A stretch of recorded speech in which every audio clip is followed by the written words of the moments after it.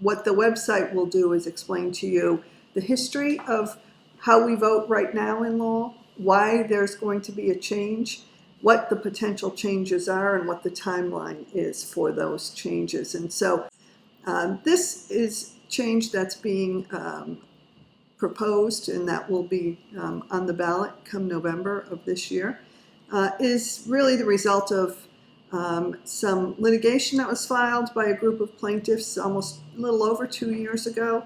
And so as a result of that, a consent decree was entered into. And that's essentially an agreement to settle a case and for a judgment to enter without anybody admitting there was any fault or any wrongdoing. And so this isn't about finding fault with our current system. It is about looking to the future and trying to choose an election system that's going to be fair and inclusive. And so under the consent decree, it was agreed that the city would pick 4 options and put them out in the public for their review. And then by September 3rd of this year would narrow that choice to 2, which the city council will vote on, which 2 they want to appear on the ballot in November. Alex, I'll turn it over to you to fill in some blanks. Maybe just a quick dive into what the 4 topical options are right now.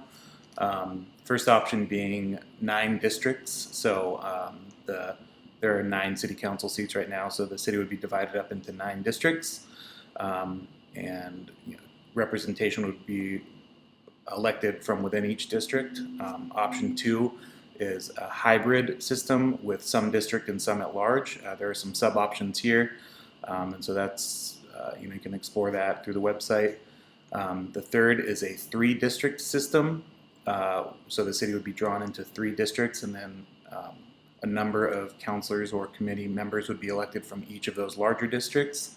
And then the final option is ranked choice, where you have each registered voter would have a number of votes, and then they would rank their choices. For example, their top choice would be their highest ranked vote, and then their second choice would be the second highest ranked, and the election would run on a weighted system based on those votes. We'll also be hosting community meetings and sessions where people, for instance, lawyers from the law department will be on hand to answer questions.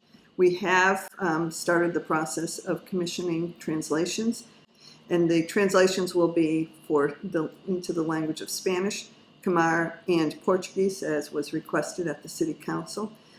We will then build separate pages under the website so that people can choose the language they want to look at.